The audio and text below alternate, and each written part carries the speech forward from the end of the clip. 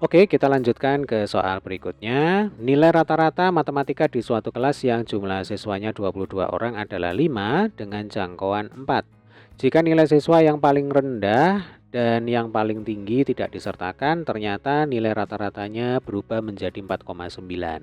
Maka nilai siswa yang tertinggi adalah, baik, jadi ini supaya lebih mudah ya dalam membayangkan untuk sebaran nilainya itu kira-kira seperti ini. Jadi ada sebuah kelas terdiri dari 22 orang siswa. Satu siswa mendapat nilai paling tinggi, ya paling bagus, kita misalkan T. Kemudian satu siswa lainnya mendapatkan nilai yang paling jelek, ya paling rendah, kita misalkan R. Nah, 20 siswanya berarti antara rendah dan tinggi, antara paling jelek dan paling bagus, ya. Ini kita misalkan N nilai 20 orang siswa, ya. Berarti kalau dijumlahkan, ini ada 20 siswa, ditambah satu siswa, ditambah satu siswa, totalnya ada 22 siswa. Ya, ini adalah gambaran persebaran nilainya. Nah, selanjutnya dari kalimat pertama, dikatakan nilai rata-rata matematika di sebuah kelas jumlah siswa 22 adalah 5. Ya. Maka kalau kita ingat rumus untuk menghitung nilai rata-rata, misalkan nilai itu X ya, berarti X rata-rata sama dengan sigma XI per N. Gampangannya jumlah total keseluruhan nilai dibagi dengan banyaknya siswa, berarti dibagi dengan 22 ya. Oke, langsung aja ini kita masukkan. Nilai rata-ratanya katanya 5. Berarti 5 sama dengan nilai yang paling tinggi ditambah dengan nilai yang paling rendah ditambah total nilai 20 orang siswa sisanya. Berarti di sini N20 ya. Nah, ini kita bagi dengan 22. Oke, sampai sini bisa dipahami ya cara berpikirnya ya, Dek ya. Oke, berarti 22 kali 5 itu sama dengan 110. 110 sama dengan T plus R plus N20. Nah, untuk sementara biarkan aja seperti ini ya. Kemudian di sini ada data lagi. Ternyata jangkauannya itu 4. Nah, apa sih jangkauan? Jangkauan adalah gampangannya ya, selisih data yang paling besar dikurangi data yang paling kecil. Atau kalau di sini berarti selisih antara nilai tertinggi dikurangi nilai terendah ya. Berarti bisa kita tuliskan T min R itu sama dengan 4 ya. Oke, kita lanjutkan di kalimat berikutnya ya. Di sini dikatakan jika nilai siswa yang paling rendah dan yang paling tinggi tidak disertakan alias dibuang. Ya, berarti ada 2 orang siswa yang nilainya tidak diikut sertakan dalam perhitungan. Ternyata nilai rata-ratanya berubah, ya turun menjadi 4,9. Nah, rumusnya kan tetap seperti ini. Nanti yang membedakan adalah sigma XI dan N-nya ya. Coba perhatikan. Berarti X rata-ratanya sekarang menjadi 4,9. Lalu sigma XI-nya itu menjadi nilai dari 20 orang siswa saja. Karena ada 2 orang siswa yang tidak dimasukkan dalam perhitungan, yaitu siswa yang dapat nilai paling bagus dan paling jelek, paling rendah. Gitu ya. Berarti ini N20 per jumlah siswanya ya 20. Oke, kita kali silang 4,9 kali 20 itu sama dengan berapa? Sama aja kayak 49 kali 2 ya Dek ya. 49 kali 2 itu 98. Nah, berarti N20 atau jumlah total nilai dari 20 orang siswa itu sama dengan 98. Nah, artinya bisa kita masukkan ke sini ya Dek ya. Oh, ternyata N20 itu sama dengan 98. Berarti nanti kita peroleh 110 sama dengan T plus R plus 98. Saya pakai warna biru aja ya. Nah, 98 pindah ke kiri jadinya min 98. Ya, 110 dikurang 98 itu sama dengan 12. Berarti 12 sama dengan T plus R. Nah, coba perhatikan. Tadi kita ketemu dengan persamaan linear 2 variabel T min R sama dengan 4. Ya, berarti ini persamaan pertama. Persamaan keduanya yang ini. Ya, 12 sama dengan T plus R. Atau kalau mau dibalik berarti ya T plus R sama dengan 12. Saya tulis ini ya. Jadi T plus R sama dengan 20. Anggap ini adalah persamaan 1. Kemudian persamaan 2-nya adalah T min R sama dengan 4 ya. Ini persamaan 2. Nah, Tugas kita di sini adalah menghitung nilai siswa yang tertinggi. Berarti T-nya itu berapa? Ya sudah, ini tinggal kita selesaikan ya Dek ya. Untuk menentukan berapa T, berarti yang kita hilangkan adalah R. Supaya R-nya hilang, berarti harus dijumlahkan. T ditambah T sama dengan 2T. Kemudian R ditambah min R habis 0 ya. Kemudian di sini ada 20 ditambah, sebentar. Ini bukan 20 tapi 12 ya Dek ya. Nah, ini 12 ini. Ini 12 ya. Nih kan 12 sama dengan T plus R. Oke. Baik, 12 ditambah 4 itu sama dengan 16. Maka T sama dengan 16 per 2 sama dengan 8. Nah, ini sudah ketemu ya. Ternyata nilai tertinggi, nilai siswa yang paling bagus adalah 8. Berarti nanti skala nilainya itu dari 0 sampai 10, bukan 0 sampai 100 ya. Jadi yang paling bagus nilai matematikanya adalah 8. Lanjut ke soal berikutnya nomor 26. Perhatikanlah tabel berikut. Ini ada berat dan frekuensi ya. Jadi di sini ada kelas interval, kemudian di sebelah kanannya ini frekuensinya. Yang ditanyakan adalah modus data pada tabel tersebut. Baik. Jadi kalau kita bicara modus itu kan artinya data yang paling banyak atau yang paling sering muncul. Itu kalau pada data tunggal. Nah, kalau pada data kelompok seperti ini, maka langkah kerjanya adalah cari kelas interval, dalam hal ini kelas interval berat tertentu dengan frekuensi yang paling tinggi, yang kemunculan datanya atau yang datanya itu paling banyak. Nah, ini 14 ya, dibandingkan dengan yang lain, 14 itu yang paling tinggi frekuensinya. Artinya apa? Artinya nanti kelas modusnya itu ada di interval 49 sampai 54. Berarti nanti modusnya pun itu ya di sekitaran 49 sampai 54. Ini kalau kita cermati di opsinya ya, tidak ada yang kurang dari 49 atau lebih dari 54 gitu. Nah, ini langsung aja ya. Untuk menghitung modus pada data kelompok, rumusnya adalah TB itu tepi bawah ditambah D1 per D1 plus D2 dikalikan dengan P. P itu adalah panjang kelas. Yang pertama, tepi bawah. Ada batas bawah, ada tepi bawah. Jadi kalau kelas modusnya 49 sampai dengan 54, 49 ini disebut batas bawah. 54 itu disebut batas atas.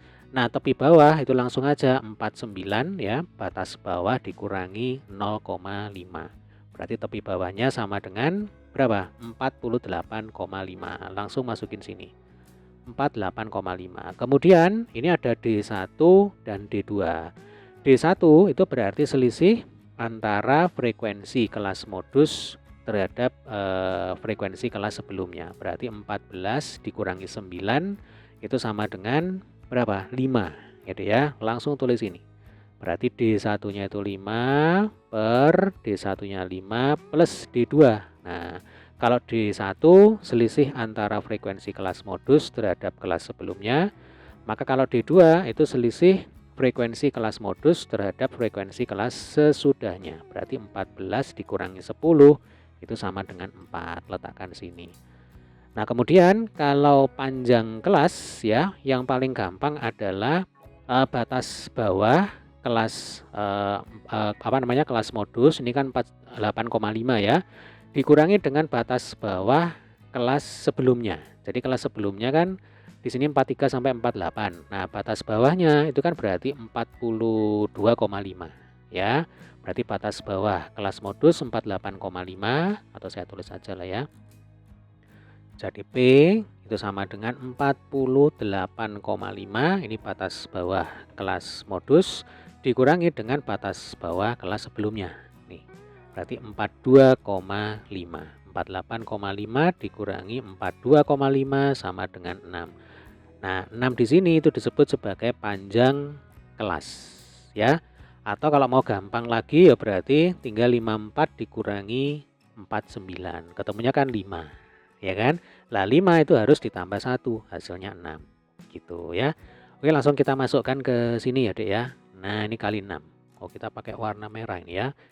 Pakai warna biru aja. Nah, ini kali 6. Oke, tinggal dihitung. Berarti ini 48,5 ditambah 6 kali 5 itu 30 ya. 5 tambah 4 itu 9. Nah, 30 dibagi 9 itu ketemunya ini enggak bulat ya, 3,33333 ya, tiganya berulang. Jadi 48,5 ditambah 3,333 dan seterusnya. Nah, berarti 48,5 ditambah 3,33333 dan seterusnya, ketemulah angka 51, berapa ini? 51,8333 dan seterusnya. Atau kalau mau dibulatkan berarti 51,83 ya. Sehingga soal nomor 26 jawabannya adalah yang E. Kita lanjutkan soal nomor 27. Suatu sekolah membentuk tim delegasi yang terdiri dari 4 anak kelas 10, 5 anak kelas 11, dan 6 anak kelas 12. Kemudian akan ditentukan pimpinan yang terdiri dari ketua, wakil ketua, dan sekretaris. Jika kelas asal ketua harus lebih tinggi. Nah, ini syaratnya, ini penting ini ya. Dari kelas asal wakil ketua dan sekretaris, maka banyaknya kemungkinan susunan pimpinan adalah berarti di sini kita bisa bedakan menjadi dua kasus atau dua case ya. Taruhlah case yang pertama. Nah, berarti ketuanya itu berasal dari kelas 11 ya. Ketua dari kelas 11. Kemudian untuk case yang kedua berarti ketua dari kelas 12. Nah, kemungkinannya hanya dua ini aja ya, kelas 11. Ini saya ganti aja ya supaya nggak bingung. Ini kelas 11. Nah, kemungkinannya hanya ada dua ini aja ya, ketuanya dari kelas 11 atau kelas 12. Kenapa? Karena di soal dikatakan bahwa kelas ketua itu harus lebih tinggi dibandingkan dengan kelas wakil ketua dan sekretaris. Ya, mau tidak mau yang paling minimal nanti ketuanya dari kelas 11 atau yang paling maksimal berarti ketuanya dari kelas 12 gitu ya. Nah, langkah berikutnya adalah kita hitung kemungkinan susunan pimpinan yang lengkap terdiri dari ketua, wakil ketua, dan sekretaris dari masing-masing case ya. Oke, kita mulai dengan case yang pertama. Ketika ketuanya dari kelas 11, berarti kemungkinan ketuanya dulu itu kan ada 5 yang terpilih ya, sesuai dengan jumlah anaknya. Dari kelas 11 itu ada 5 anak. Lalu untuk kemungkinan terpilihnya wakil ketua dan sekretaris, berarti kita ambil dari kelas 10. Totalnya ada 4 anak di kelas 10 ya. Nah, nanti ada berapa kemungkinan susunan wakil ketua dan sekretaris? Di sini kita menggunakan permutasi ya, bukan kombinasi. Langsung aja kita tuliskan 4P2.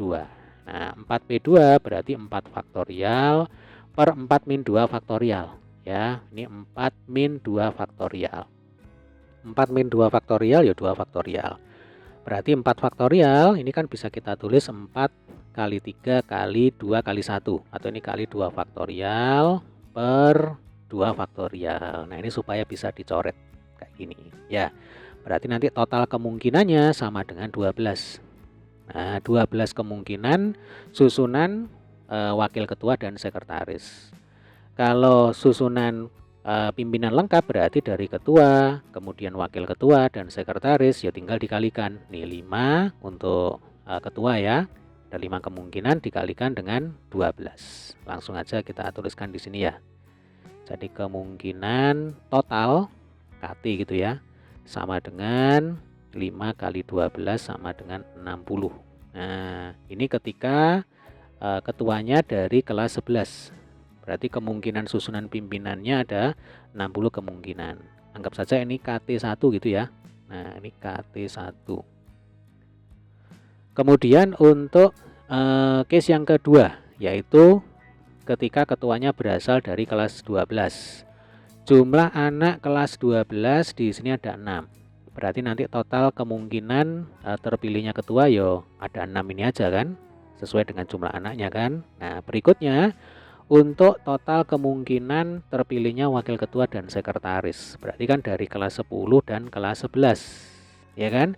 Totalnya ada berapa? Ada 9. Nah, maka nanti total kemungkinannya kembali kita menggunakan permutasi, berarti ini 9P2 ya. Berarti ini 9 faktorial per 9 min 2 faktorial.